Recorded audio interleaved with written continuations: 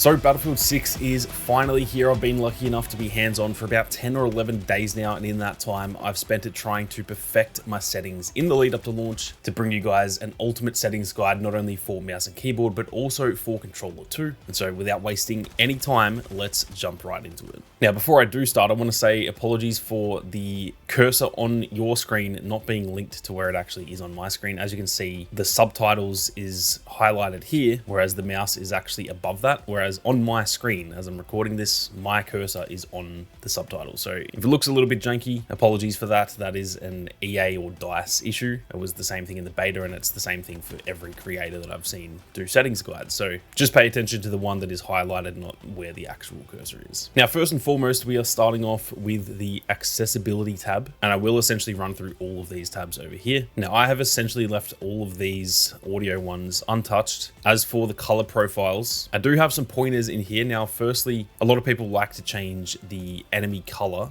to stand out a little bit more. The one that I would recommend if you want something that really stands out is sort of like that purpley pinky sort of color, or something that's more yellow.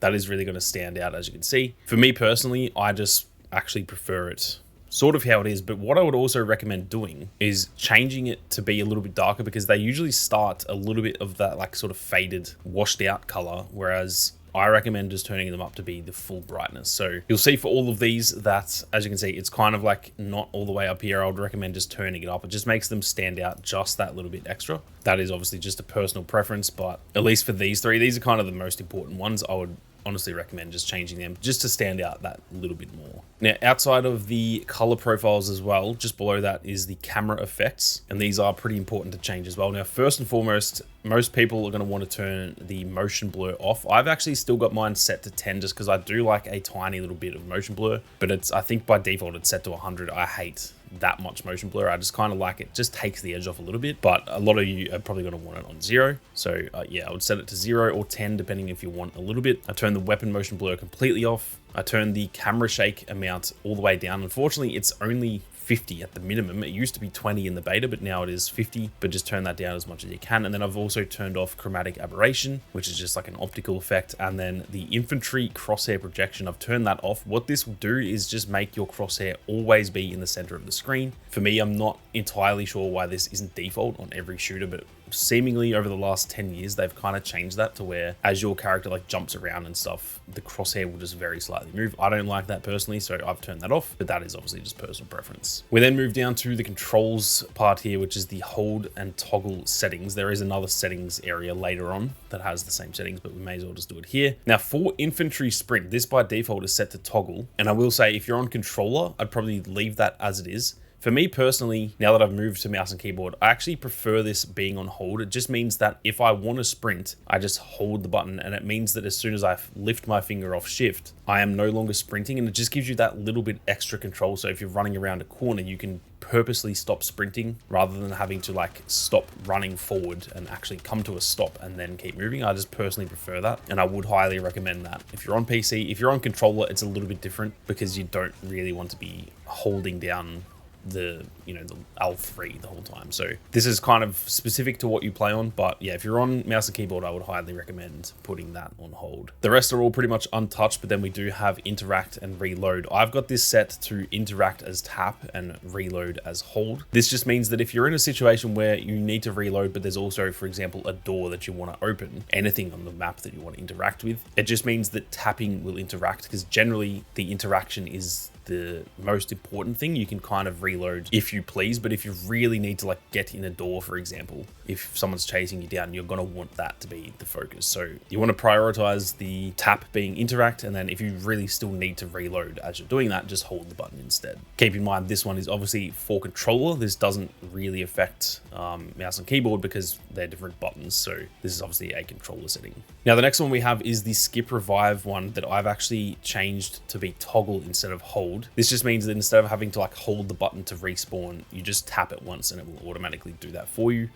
I don't know, just saves you having to hold the button down. I feel like that wears controllers down a lot, and that is pretty much it for the hold and toggle settings. Now moving on, there is controller vibration. This might be a bit of a hot take, but I do actually recommend turning controller vibration off. That might sound weird, but for me personally, and I've had it explained in a video I watched years ago, that I have never turned it on since. For me personally, when your controller is vibrating, that's just adding extra things that your brain is trying to take in. If you're already getting shot in the game, you're already going to get those indicators in game. But if your controller is vibrating, that's just adding an extra thing that your brain has to try and compute, and it can just kind of get in the way personally. I used to hate not having vibration, and then once I actually got used to it, now it feels weird to have vibration back on. So I would recommend just trying that off for like a couple of hours, just see if you like it.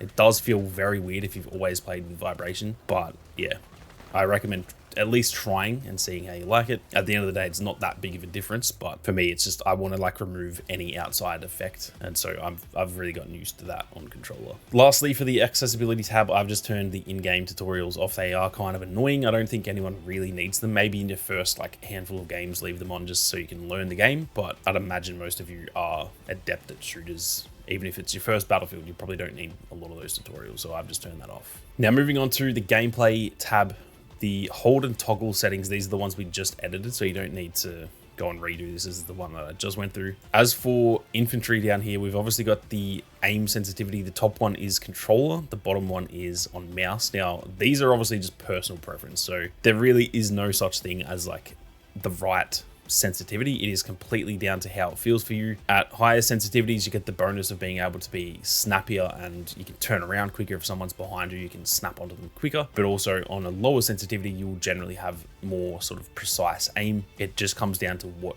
you prefer, but these are the two settings that I've got. I do really like as well that they've added the like distance for 360 movement over on the right there, so it means you no longer have to get out the tape measure or a ruler and figure out the distance to get your sensitivity right. They've actually added that into the game, which is good. Down at the bottom, once again, there is just the interact and reload, which I've already gone through, and then there is the vehicle aim sensitivity. Once again, these are just realistically personal preference. Now for the rest of these settings, I will be honest, I'm not a vehicle player. I will occasionally jump in a tank or in a chopper or whatever, but I'm generally an infantry player. So if you are looking for some more like in-depth vehicle settings, I would recommend going and checking out my good friend Silk. He is one of the best vehicle players in Australia and honestly probably the world. He's an absolute freak. He has a lot of world records and stuff, so go and check out his channel. I haven't spoken to him about it, but I'm pretty sure he's going to have a settings guide out, and if not, he does actually have one for the beta that I remember watching. So yeah, go and check out Silk's channel if you're looking for the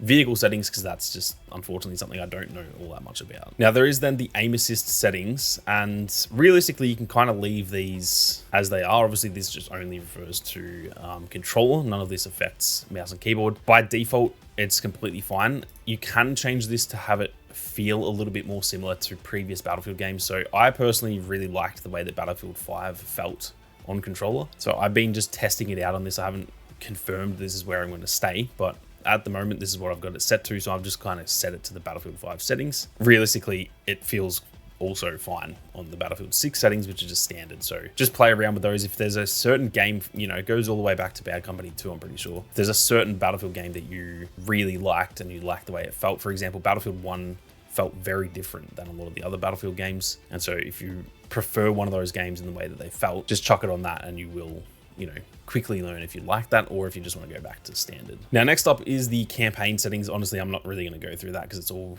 pretty basic stuff. So moving on to the controller tab. This is where it is honestly very convoluted. There's a lot going on. There are 6 different like categories here for essentially all of the vehicles and then soldier as well. Now, again, I haven't really changed the vehicle settings. I think the default settings in most cases on controller are pretty good. As for the soldier settings though, I highly recommend editing these and changing the button layout to be alternate. Now, what this does, if I go back to the screen where it shows it, this will put crouching and proning and everything onto your right stick, and this is something I always say in any settings guide I've ever done. This might sound wild to you guys because usually obviously crouching is set to circle or B depending on what platform you're playing, and it might sound wild to change that. This is something that I personally think you must change. I think it is absolutely dumb that the default is over on circle or B. You crouch and go prone far more often than you are going to melee someone, and so for me, I prefer having the melee button over on B or circle because you don't really use it as much. Whereas you are constantly crouching, especially in a game like this where you want to be maximizing the movement because it is a bit slower and you want to be getting behind cover and stuff. Even sliding, for example, now that will be tied to R3. So to me, it just ties all of your movement into the sticks. You obviously move with the left stick, and now you'll be crouching and stuff with the right stick as well as aiming. It just means that for any movement related stuff, you're not taking your thumbs off the stick. You don't want to be trying to slide into cover, for example, and you've got to actually stop aiming to take your thumb off the stick to press circle or B. You might be in the middle of a gunfight. You don't want to be taking your finger or your thumb off the stick, in my opinion. So this one will take you guys a bit to get used to, but I genuinely cannot recommend this enough. And I've told a lot of people about this and they always were like, what the hell, that sounds weird. And I've got a lot of friends now who straight up are like, I will never ever turn this off. And it was the same for me. As soon as I changed this setting, I think it was back in like Black Ops 1, way back in the day, I literally cannot play shooters without it now because it is just so much better. Trust me, stick with it for like a week. It will feel very weird. Promise you it'll feel very, very weird, and you might even die to it a few times and stuff, but stick with it, and once you get used to it, you're going to be like, why the hell did I not do this earlier?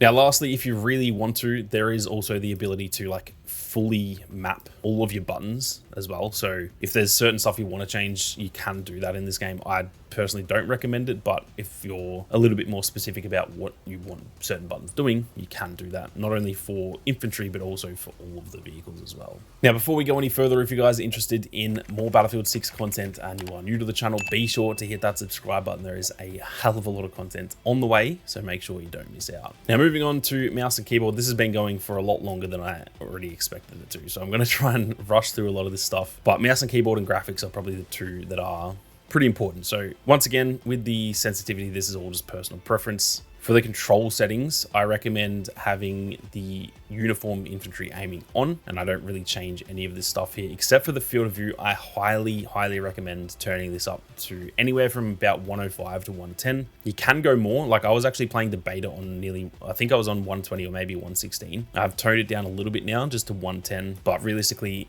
the bigger your FOV, the more you can see on screen. It is just better in my opinion. It does look a little bit weird to get used to, but I actually cannot play with a low field of view anymore. So yeah, highly recommend turning that up. Keep in mind, this is the horizontal field of view, not the vertical field of view. Moving on to the movement. Once again, I have changed the infantry sprint to hold.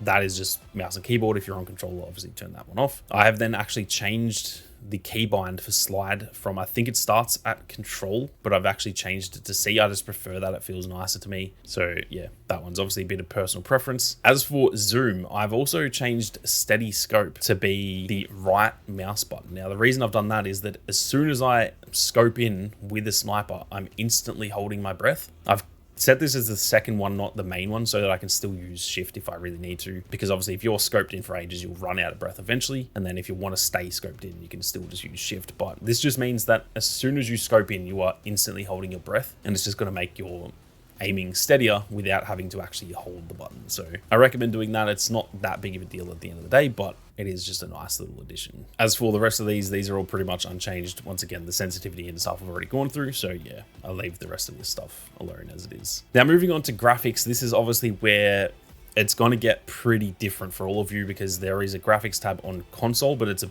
very limited compared to on PC. And then even then on PC, your setup is going to be different than my setup, for example. So I'm going to run you through what I use, but this is realistically just down to your own rig and your own personal preference. Now, going into the graphics quality settings, I've pretty much turned, I think, all of these to high from ultra, just because I don't need to be playing a shooter in like ultra 4K. I don't really feel the need for that. So a lot of these are ultra. There's also the overkill setting. I've just turned them down to high because it's still good quality, but it's just going to reduce the load on your PC a little bit. So yeah, I'll show you the ones with the white dot are the ones that I've changed, but realistically these are all just, yeah, they don't matter too much. It comes down to your PC build. Obviously, some of you might want these on really low, and I do know a lot of people that will turn all of their settings to low because it actually makes players stand out a little bit more. It just means the game isn't going to look quite as nice. So realistically, all this stuff is kind of personal preference. Now, going into the advanced tab, this one right here, this is very important, and I will say pretty much none of you are going to want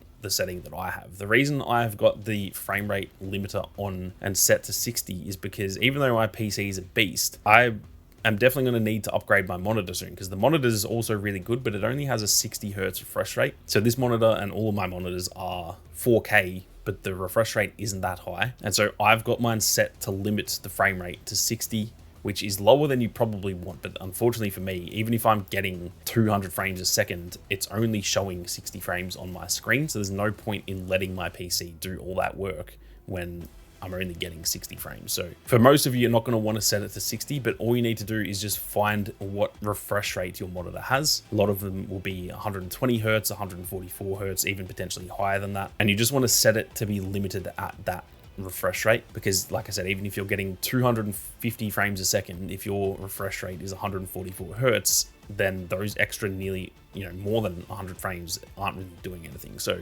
turn this on, in my opinion, and set it to the monitor's refresh rate. If you don't really know or anything, you can just leave it off. It doesn't matter that much. It's just kind of gives you a little bit of extra control. I think personally that the enabled and boost setting is definitely worth running. As for the upscaling, I've got this set to DLSS and I've got it set to ultra performance. It just makes it feel like the game is going to run a little bit nicer for me personally, while also still looking nice, because the upscaling just means it's going to make everything look a little bit crisper without the added performance. Now, lastly, once again, for the camera settings, I've gone through most of these already, like the field of view and the motion blur and stuff. I would recommend turning off chromatic aberration, which I actually think now I've already mentioned that, but vignette and film grain I've also got turned off as well. I just personally think the less effects on your screen, the better. And then here, as you can see, that's kind of what I'm talking about. The refresh rate for me is locked at essentially 60 hertz. That's a way that you should be able to tell what refresh rate your monitor has. So if this says 144, you can set that limit that I mentioned earlier to be 144. I recommend playing in 1440p even if your monitor is 4K. I personally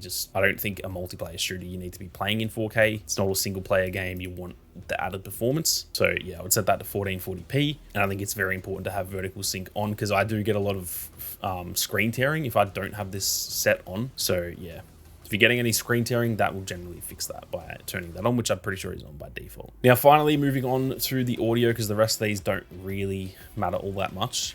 These are the volume settings that I've got set. Now, again, this is personal preference. For example, the music, I don't really want music at the end of a game being really loud. I want to still hear the game. So I've got that turned down a little bit. I've got them kind of all turned down just a tiny little bit. Now, for the configuration, I'm actually trying this one out at the moment. This is Wartape's VAL that essentially makes it a little bit more immersive and it sounds kind of more realistic. And I've heard a lot of people saying, I heard this in the beta too, that it can help with like hearing footsteps and all those sorts of things. And so I would recommend trying this one. I'm still trying it. I haven't really confirmed if it's better, but I heard it a lot during the beta and I did try it in the beta and it felt pretty good. So I've kind of got that on at the moment. I'll probably just try it for a few weeks, see if I feel it makes any difference. If not, the default mix is fine. You can obviously just change any of these. They don't matter too much, but this one is supposedly helping people get better footstep audio, which is obviously very helpful. But that is pretty much it for my ultimate settings guide for Battlefield 6. Now, if I make any changes or anything like that in the future, I'll leave a pinned comment that sort of includes those changes. So keep your eyes peeled for that. If you're watching this in like 6 months, for example, just check the pinned comment if there is one. I've